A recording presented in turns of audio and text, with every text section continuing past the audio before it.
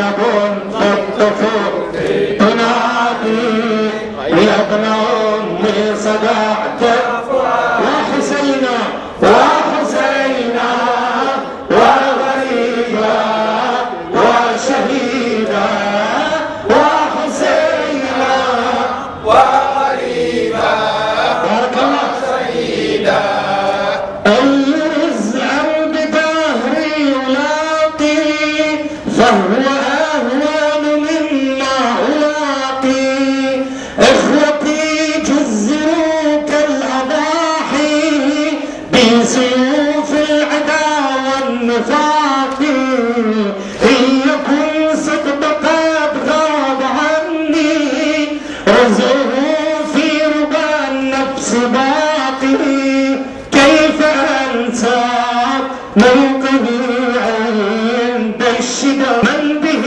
يهتف ما عشت فؤادي كيف أنسى موقفي عند الشداد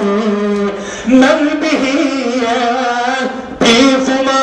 عشت فؤادي زينب زينب في الطفول في تنادي يا ابن أمي فؤادي زينب زينب في الطفول في تنادي يا زينب يا ابن أمي وحسينا وحسينا غريبا وشهيدا وشهيدا حسينا وحسينا وشهيدا وشهيدا. أعوذ بالله من الشيطان الرجيم. بسم الله الرحمن الرحيم. الحمد لله رب العالمين. أعظم الله أجورنا وأجوركم بمصابنا بالحسين عليه السلام وجعلنا وإياكم من الطالبين بصائره مع وليه إمام المهدي من آل محمد عليه السلام. بقي لدي جاري di ànd ak yéen ci dëju Imam Hussein di ñaan yàlla yàlla nañu ci yàlla fay bi gën a mag te yàlla nañu yàlla boole ñi nga xamante ne ñooy fayul Imam Hussein ba pare taxaw li mu bëggoon a taxawal ànd ak doomam ji di sëtam di ko wuutu mooy Imaamul Mahdi alayhi salaam. mbokk yi tey dañuy ñëw nag jéem a indi tuuti lan moo waral Ashura parce que lu ci ne soo xamee li ko waral day tax nga mën koo comprendre ñi jàng histoire phénomènes yi am ci àddina bi yépp surtout guerre yu mag yi suñ koy étudier dañ naan grand 1 les causes lan moo ko indi mais toujours suñ defee grand 1 dañuy def petit 1 les causes lointaines ba pare def petit 2 la cause immédiate loolu moom mooy lan mooy lépp lu ñuy jàngale ci lu xew dañuy xool lan moo ko indi waaye ci xool boobu loolu ko indi sabab yi dañuy xool sabab yi yàgg ya ko lal ya ka sos maanaam la nga xamante ne moo nekk reen ya suñ ko comprendre ba wax ko ba pare ci la ñuy doog a ñëw nag ci sabab bi nga xamante ne moom moo ko indi tey ji koo laaj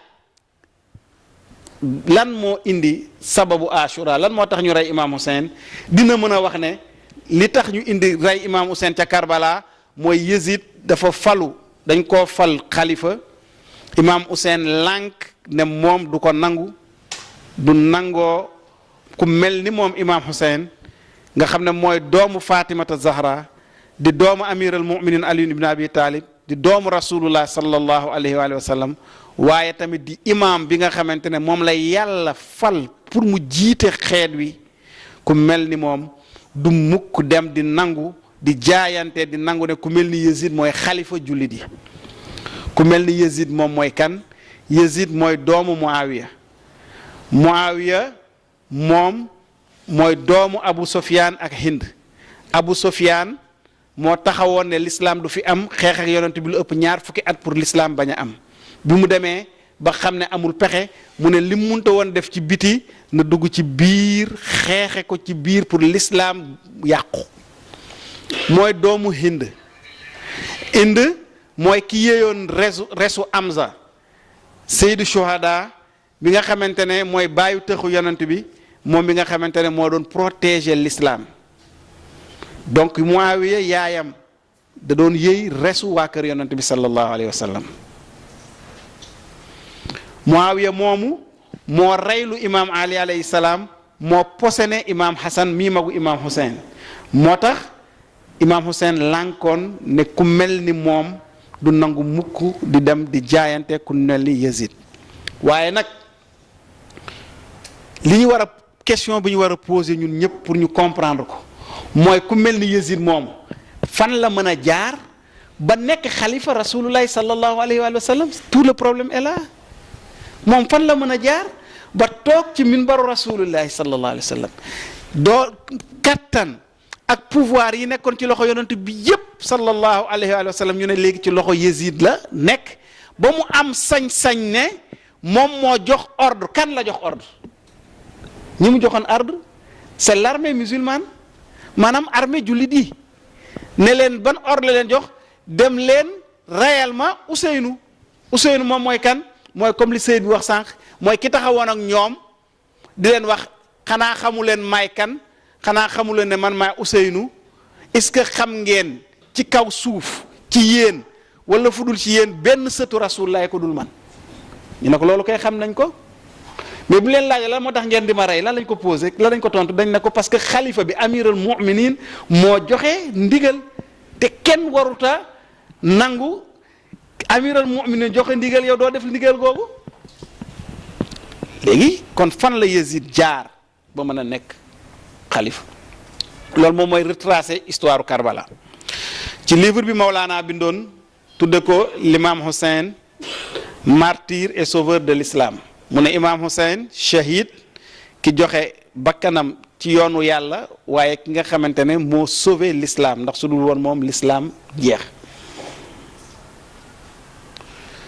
ci livre bi mu ngi ciy wax naan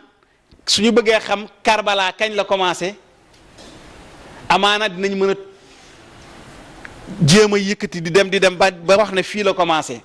waaye du yomb mais nag li gën a jafe sax mooy ñuy wax ne Karbala kañ lay jeex ndax du jeex mukk. moo Karbala du jeex mukk même yowmal qiyaam suñu àtte ba pare bañ dem àjjana méttitu Karbala du jeex mais fan la tàmbalee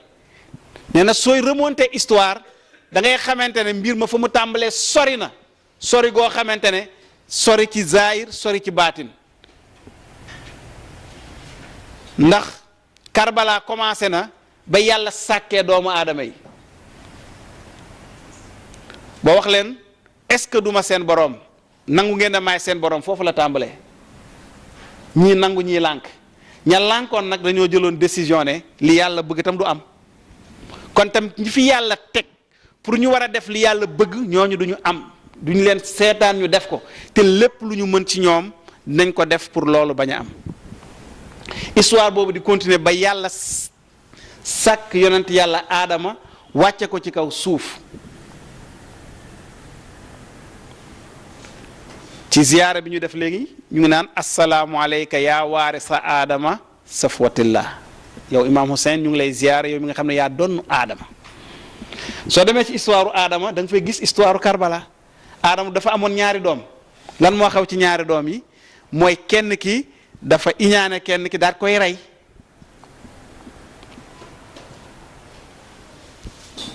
Karay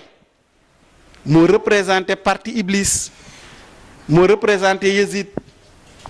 kañu rey li taxoon ñu rey ko mooy ak mbaaxam rek moo représenté imam Hussein ak ñi àndoon ak imam Hussein.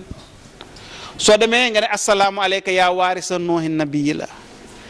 yonent yàlla Nuux soo jàngee histoire am da nga fay fekkaat Karbala.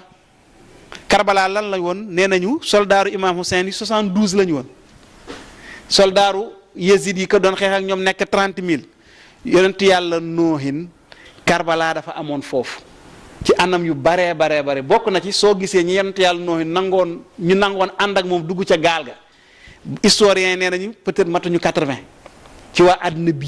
ñëpp lànk ne duñu topp yonent yàlla Nuux moom woote na 950 ans. Imam Hussein ahlul bayt ginnaaw yonent bi sallallahu 50 ans ñuy woo nit ñi di leen wax ne déedéet lii ngeen topp nii du noonu ñëw leen ci dëgg bi nan la ñu def ba. bi Imam Hussein di dem Karbala 72 rek la am te boobu julli ji nekkoon nañu ay millions soo demee ci yonent yàlla Ibrahima noonu soo demee ci yonent yàlla Muusa la même chose yonent yàlla Muusa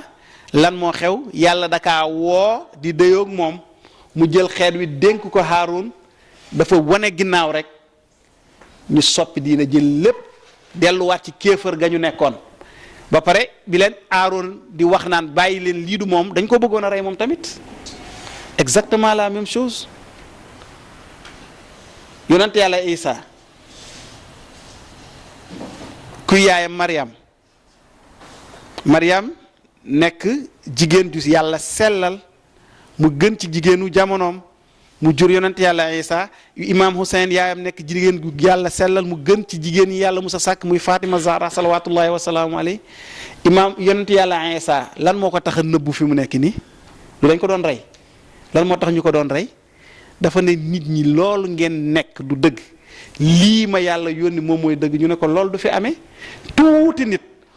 wa amana taifatun min bani israil wa kafara taifa ñenn ñi gëm ñenn ñi weddi mais ñu weddi ñoo ëppoon fuuf ñi gëm ëpp leen doole ñu ne dañu rey yonent yàlla Isa yàlla yéegal ko ba ci yonent yàlla Muhammad salawatullahi wa salaamu alayhi exactement même chose moo am ñaata yoon lañ ko essayé rey sottiwul ba mujj gi ñu rey ko ak posan c'est pas par hasard yonent bi sallallahu taala alayhi wa sallam doon wax naan amul benn yonentu yàlla bu daj ci mettit ak ci coono bu toll ni li ma daj xam nga ne bi mu jógee Taabuk di ñibbisi ci guerre ba ay saabaam ñu ne nañ mat na au moins 12 ndax xàmmee nañ leen ba jël na liste ba jox Xuzayfa al-Yamani ñu ne nañ ko xaar ci kaw montagne bi fi nga xam ne pax bu mag moom moo fa ne loolu tubaab bi tudde ravin nga xam ne su egsee foofu ñu daal di tiital giléem gi mu daal di daanu mu dee comme ça ñun li ñu bëggoon mu am parce que nee nañ woon lu taxoon loolu mooy du ñu nangu ginnaaw yonent bi sallallahu taala alayhi wa sallam ñu topp waa këram. ñu dem Ghadir Khoum yonent bi sallallahu taala alayhi wa sallam def dernier discours am avant mu koy def ñu xam ne loolu lay waaj a def ñooñu seen bopp ñoo daal di dem réunion signé benn këyit. su ngeen demee ci discours Ghadir Khoum yonent bi nga fi wax naan muy wax les gens du feuillet asaabu sahifa les gens du feuillet nit ñi nga xamante ne ñoo bindoon këyit boobu signé ko mu yonent bi ne ñoom ñëpp ñu ngi fii ci biir mbooloo bi mun naa tudd seen tur tudd seen turu ndey tudd seen turu baay joxoñ leen ne kii ak kii ak kii la waaye yàlla joxuma si ndigal mu jël liste boobu jox ko Xuzayfa al-Yamani ñooñu defoon loolu ñooñu ñoo posé yonent bi ñoo jël xilaafa gi bañ ko jëlee nag moo tax Yazid mën cee jot benn borom xam-xam ahlu sunna bu mag Ibnu Quray nekkoon mufti bu mag nekkoon imaamu Kaaba gi biñ koy laaj ci affaire Fatima Zahra tontu bi xam naa ko mais ñemewuma koo wax ndax damaa ragal xalifa yi te xam naa ne su ma leen ko waxee du ngeen toppati Malik du ngeen toppati Shafi du ngeen toppati ane Abu Hanifa du ngeen ci toppati kenn waaye nee na lii firndeel li ma leen di wax mooy xam leen ne Imam Hussein ci misaal ni mu ko waxee kenn reyewu ko Karbala Imam Hussein reyewuñ ko Karbala Médine lañ ko reyee ca Saqifa Bani Saada nee na Imam Hussein reyewuñ ko Karbala ñu ngi ko reyee Saqifa Bani Saada ca biir Médine mooy fa ñu réunion woon ne dañ fay fal xalifa ya rasulullahi bi sallallahu alayhi wa sallam fekk yonent bi mu ngi doog a gaañu waa këram ñu ngi koy toppatoo nee na foofu la ñu reyee Imam Hussein ndax ki rey Imam Hussein moo nekkoon xalifa ba ne mu def ba jëlee xalifa ba foofu la ko jëlee mu ne doy na ci misaal ci yéen ñii ñëpp ku am xel rek doy li may waaj wax nee na doy na ci yow misaal mooy nga laaj lan moo tax Fatima Zahra salawatullahi wa salaamu alayha ñu suul ko guddi ci béréb bu kenn xamul daal di nëbb bàmmeel ba nee na ku trouver réponse ku xool lan lay tontu ci question bi lan moo waral loolu di nga comprendre li ci des lépp kon nag mbokk yi suñu bëggee xam dëgg li waral Ashura lan moo waral Karbala Karbala kañ la commencé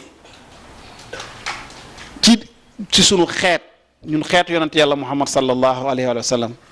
dañuy wax ne Karbala mu ngi commencé ca Saqifa moo tax waykat ba ne jaasi ya rey Imam Hussein ca Karbala ñu ngi ko defar daat koy daase ca Saqifa ca Medina nee na jaasi yi rey Imam Hussein ca Karbala ñu ngi ko defar daase ko ca Saqifa ca Medina Mawlaana ne ki njëkk a dee ci Karbala du ko ñuy wax du ñuy wax ñëpp nee na kooku mu ngi tudd Muhsin fan la dee nee na papaam yal na yàlla yokk leeram ci àjjana yi gën a kawe Chérif Alhassan Aydara ñu ngi koy jaale maamam Imam Hussein benn bis dafa toog di way ci arab naan de am na sama benn maam boo xamante ne xamu leen ko de Muhsin la tudd waaye su ma leen waxoon moom mooy kan ak fan la jaar kon fii ma toll jaas yi dina génnaat deret dina tuuruwaat Muhsin boobu Mawlaana nee na Imam Jaafar Sadiq salawatullahi wasalaamu alayhi mu ñëwee ci aaya bi ñuy wax wa isal mawudati suilat bi ay zanbin xutilat yàlla di wax naan bakkan boobu ñu reyoon su taxawee di laaj ne moon ban bàkkaar laa def ba ñu rey ma nee na bakkan boobu di yàlla di wax ci alquran du kenn ku dul sama maam Muhsin mooy ka njëkk a daanu ca Karbala ndax Karbala commencé wul Karbala commencé wul Irak Karbala Medina la commencé bis boobu sa Saqifa bi ñu taxawee yonent bi wax lii mu wax man kuntu mawlaahu fa aliyun mawlaahu ñu jaayanteeg moom dem yonent bi génn àddina dencaguñ ko sax ñoom ñu daal dem réunion daal di fal seenub xalifa bañ ko falee yonent bi lundi la gaañu mardi mercredi ñu ñëw ci kër yonent bi sallallahu alayhi wa alihi wa sallam ñëw na ñu ngi ñëw présenté si leen sunu xalifa bu bees bi fekk ñetti fan yooyu waa kër yonent bi ñu ngi seen dëj sang nañ yonent bi imaam Ali alayhi salaam jullee nañ ko ñaanal nañ ko fekk jamono boobu yépp ñoom ñoo nga fële ku nekk di xëccoo naan maa koy donn bu ñu egsee Zahra salawatullahi wasalaamu alayha ne leen yéen xanaa xamu leen li ngeen di def sama baay mu ngi gaañu ngeen bàyyi ñoog néew bi dem seen yoon ba mu neex leen ngeen dellu si ne dindi nañu xilaafa bi si seen kër yéen waa kër yonent bi dugal nañ ko sunu kër ñun mu ne naka ngeen mën a dindee xilaafa bi sunu kër baay dem dugal ko seen kër baay seddeel li ngeen di def ti la ñu dem réunion ci saasi ne soxna sii li mu wax su jibee sunu gouvernement bi du taxaw nañ ñëw saafara ko léegi te naka lañ ko saafaraa nañ dem forcer leen ñoom ñépp indi leen ci kanamu nit ñi ñu sukk raam jébbalu nangu ne Aboubacar mooy xalifa loolu rek la Yazid deful leneen lu dul loolu dafa ne indi leen Imam Hussein mu nangu ne man maay xalifa su ko nangoo rek y a pas de problème biñ demee fekk leen ci biir kër ga ñu nekk si biir kër ga tëj buntu ba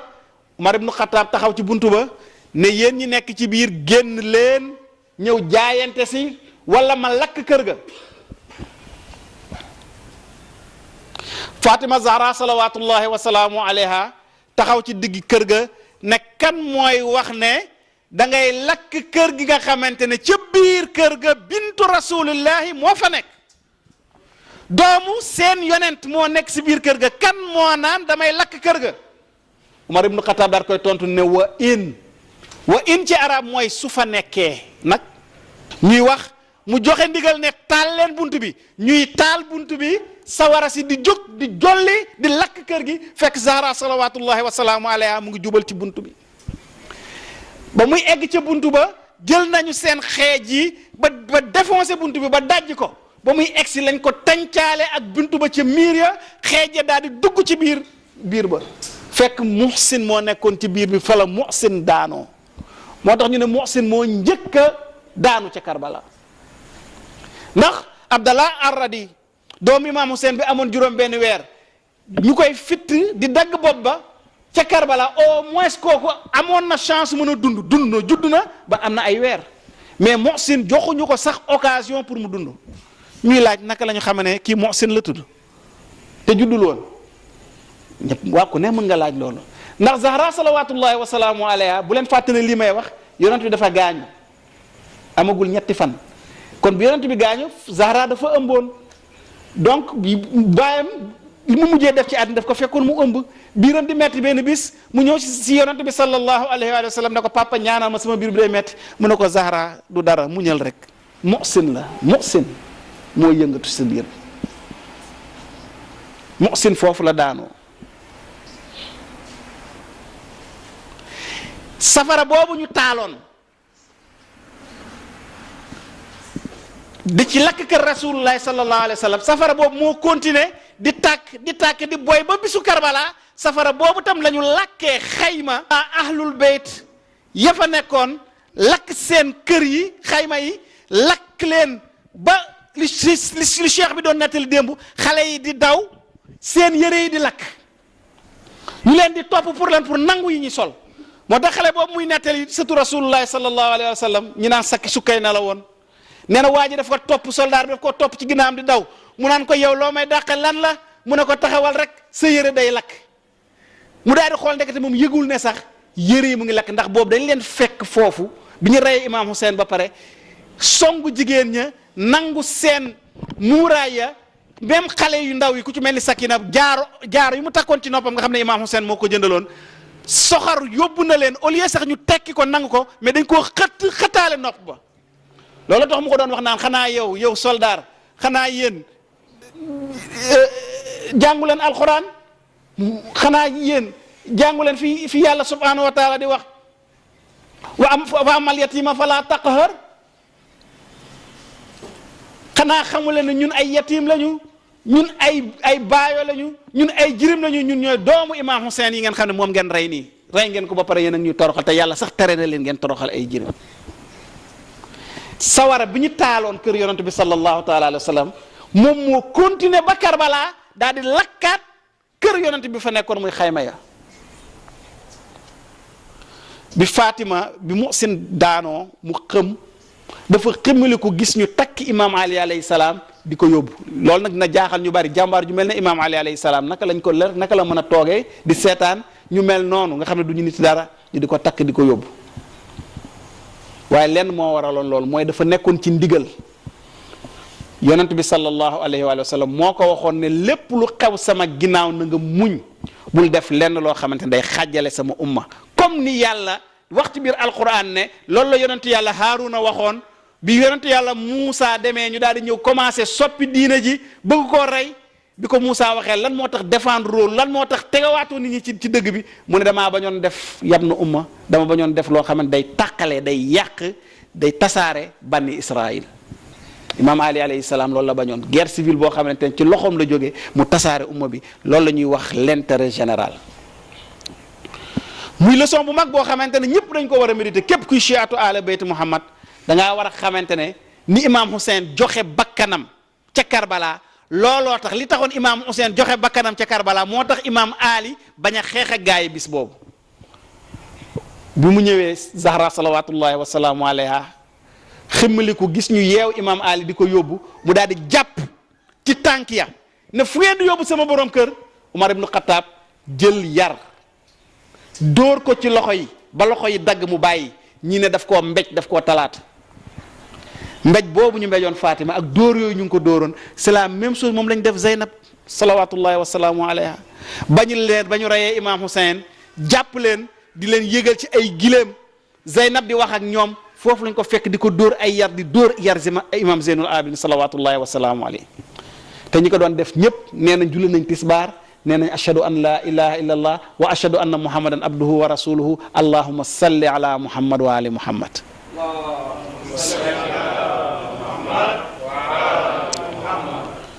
noonu la ñu continuer ba Zahra salawatullahi wasalaamu alayha génn àddina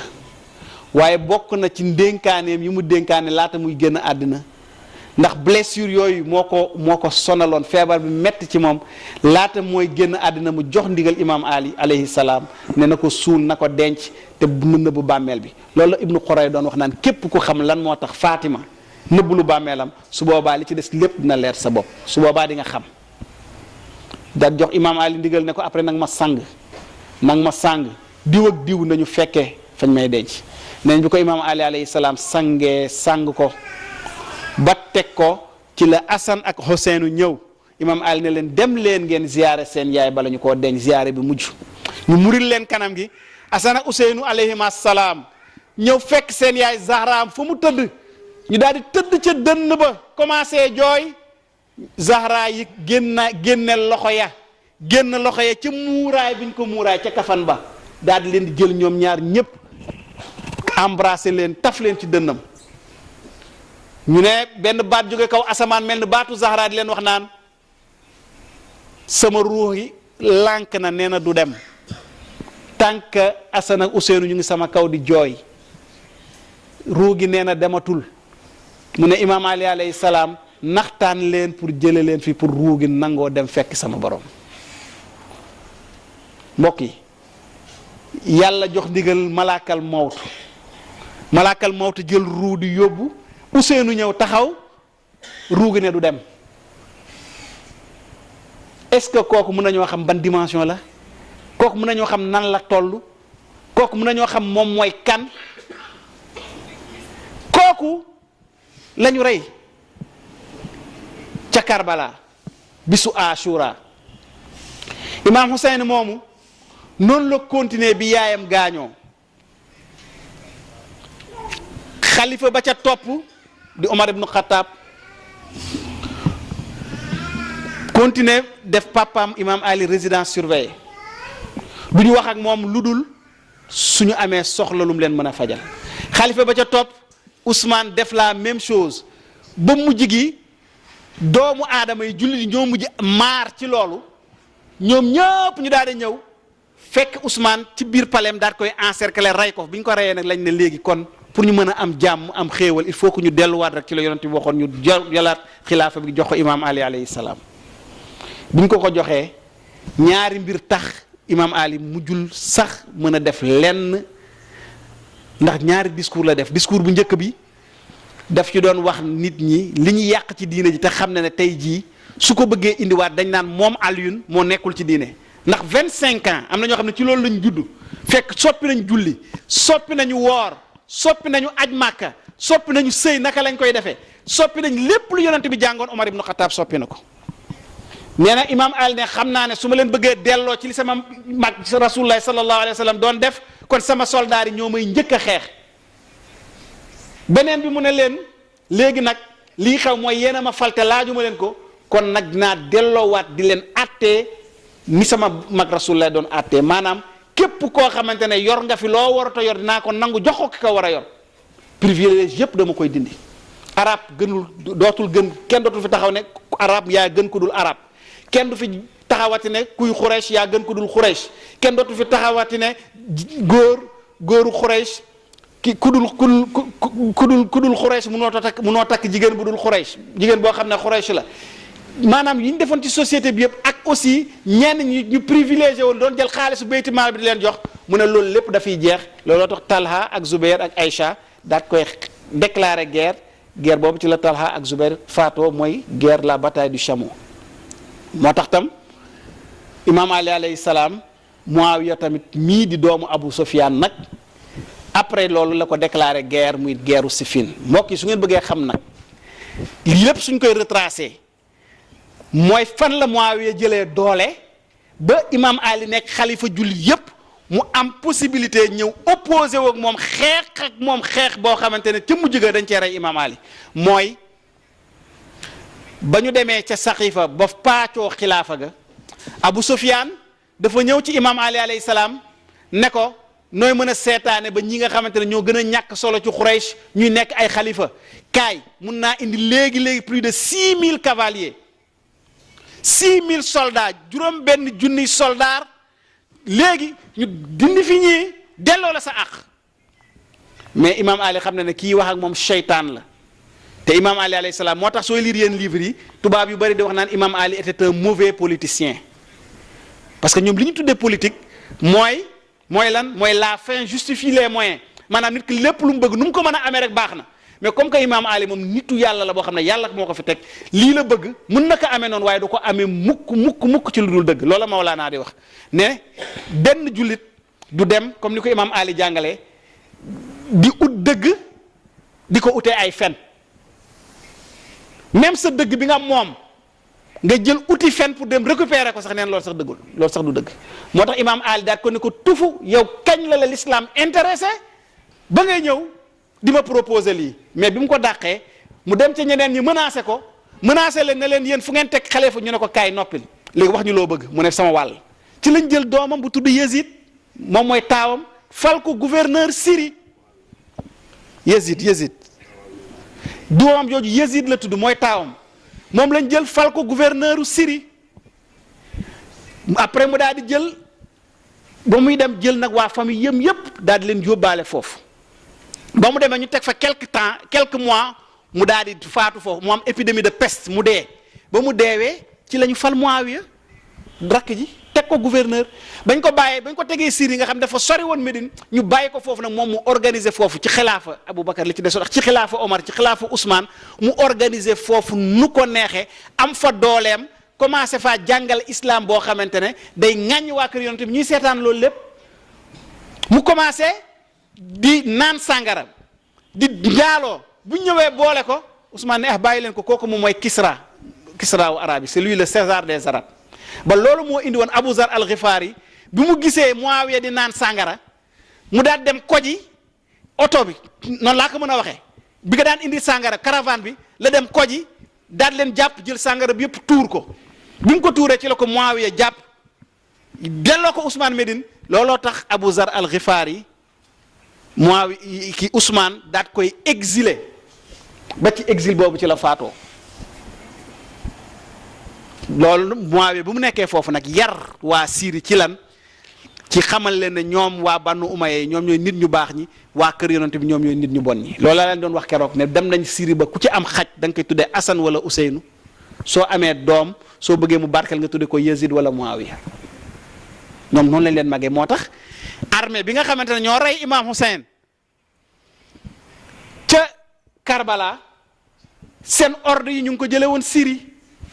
te seen renfort yëpp tam aussi Syrie la commencé woon moo taxoon ñoom laata ñooy dem di rey Imam Hussein dañoo jaayante comme ni ñuy wax dañ ne suñu demee rey Imam Hussein ba pare ñibbisi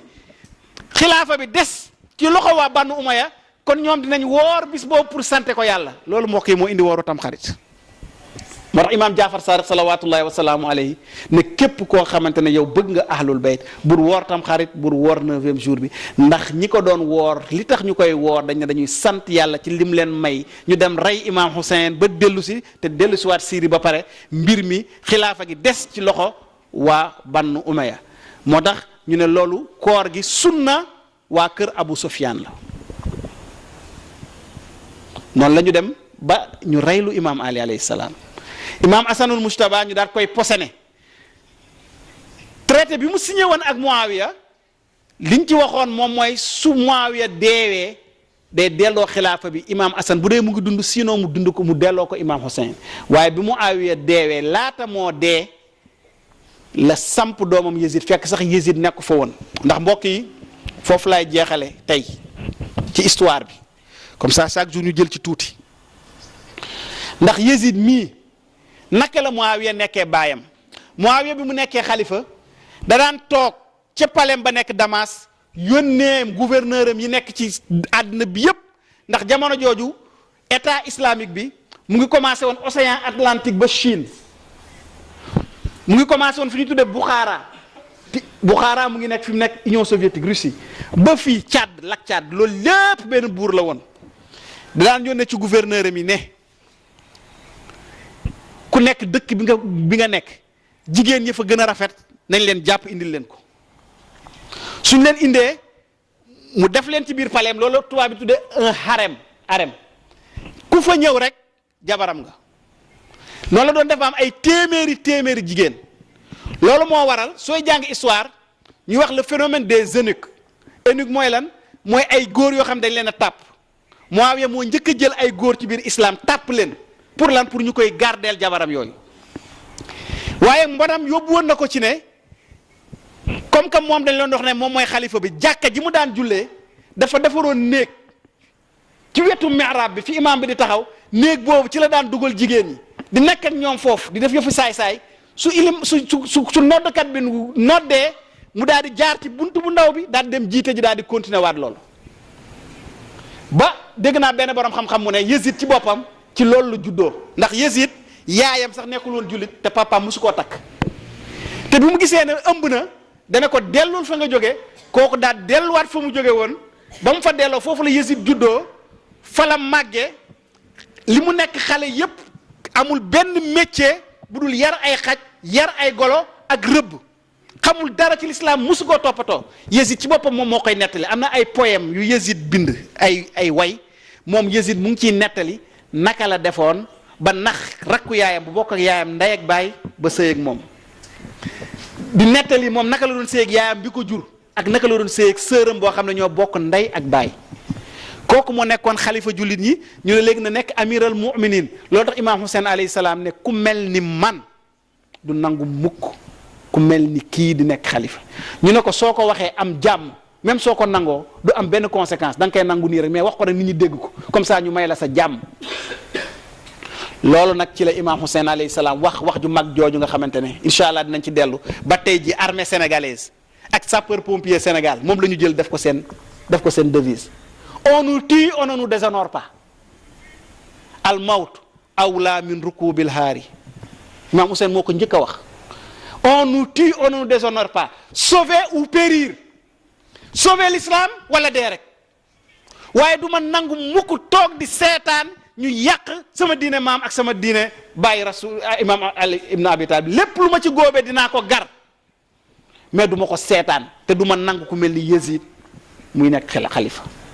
mooy sauver ou périr on nous tue on ne nous déshonore pas loolu tax mu nangu bi ko armée bi encerclé ndax bis ni ki tey deuxième jour ci weeru muharram ci la imam Hussein alayhi salaam bi mu jógee Médine dem Makka waxtaan faak nit ñi wax leen lan moo ko tax a jóg ne damaa jóg pour ñoŋal diine sama baay ak sama maam pour digle lu baax tere lu bon ndax li xewoon mooy lépp lu baaxoon Yezid ak baayam bi ko jiiti woon dañ koo bonaloon lépp lu bonoon ñu baaxal ko mu ne damaa ñëw pour inverser la tendance pour ordonner le bien interdire le mal restaurer la religion de mon père et de mon grand-père wax nit ñi gis nga bi mu jógee Màkka waar nit ñi wax leen lan moo ko tax a jóg 4000 personnes ñoo ko topp muy ànd ak ñoom di ànd ak ñoom ba ñu egg Irak foofu la dajeeg al-Hurr mi Cheikh Taha doon wax léegi ibnu Yazid ar-Riyahi moom la Ubaydullah ibnu Ziyad gouverneur ba fa Muawiya tegoon ne ko moom la joxoon ordre ne ko demal koji imam Hussein ñaar yi bu mu egg si mukk fii Irak bu mu egg si Kuufa léegi nag ñaar soo ko xasee ba koj ci désert bi na nga ko encercler ba keroog muy nangu ne Yezid mooy xalifa bi su ko nanguwul bu fexeel ba mu egg si al-Hurr noonu la def dama ne bi ñu dajee ba egg deuxième jour du mois de Muharram di bis ni ki tey foofu la ñu egg benn bërëb imam Hussein xool nii gis mu niroog fa ko maamam rasulullah sallallahu alayhi wa sallam ne fa lañ lay reyee mu daal leen laaj ne bërëb bi nan la tudd ñu ne ko At-Taf mu ne amul beneen tur ñu ne ko axankay Naynava mu ne leen amul beneen tur ñu ne ko axankay Karbala mu ne taxaw ne allahumma inni a'udhu bika min al karbi wal bala yàlla maa ngi lay ñaan nga musal ma contre le malheur et l'affliction musiba ak bala ñi mu àndaloon wàcce leen seen fas yi te ngeen samp xayma yi fii ngeen samp tànt yi fii egsi nañu fi ma sama maam rasulullahi sallallahu alayhi wa sallam waxoon ne fii lañ may reyee fii la ñuy dagge sama bopp jàpp suñu jigéen ñi def leen ay jaam daa taxaw def discours ba ne képp koo xamante ne dëgg la taxawoon na jóg xamal ne fii dara du fi amati lu dul joxe sa bakkan waaye ku leneen taxawoon a jóg nag jéggal naa la 4000 personnes yi mu àndaloon ci lañ wàññeeku wan ko ginnaaw mu des faak 72 personnes yi nga xamante ne ñoom la àndaloon ba muy jóge Médine kon mbokk yi bis ni ki tey di deuxième jour ci la imam Hussein campé Karbala alhuur yónnee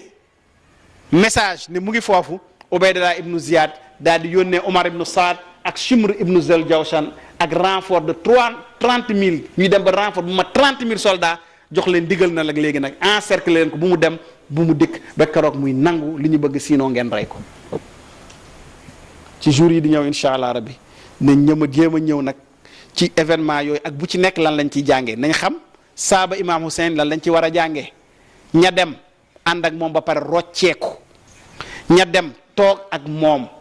ña dem ànd ak moom ba waat ne ñoom du ñu gis mukk bàmmeelu Imam Hussein du ñu gis néewam ku ci nekk lan la ñu war a jàngee si ñoom waaye tam aussi ñu xool naka la ñuy jàngatee beneen côté bi ñi nekkoon devant Imam Hussein Yazid Ubaydallah ibnu Ziyad Omar ibnu Saad mi nga xamante ne moo dirigé armée bi rey Imam Hussein te nee nañu da daan julli guddi di woor juróom benn weer wala at bi yëpp di aj màkka at bu jot nekkoon ku nangoon a jaamu yàlla naka la mën a def ba jaamu yàlla boobu yóbbu ko ci mu nangu Imam Hussein waaye moom moo rey Imam Hussein azama allahu ujurana wa ujurakum bi musaabina bil Hussein alayhi salaam wa jaalana wa iyaakum min altalibina bi saarihi maa wali imam almahdi min ali muhammad alayhi salaam assalaamu alayka ya rasulallah wa rahmatullahi wa barakatuh azama allahu laka al aza fi waladika al Hussein alayhi salaam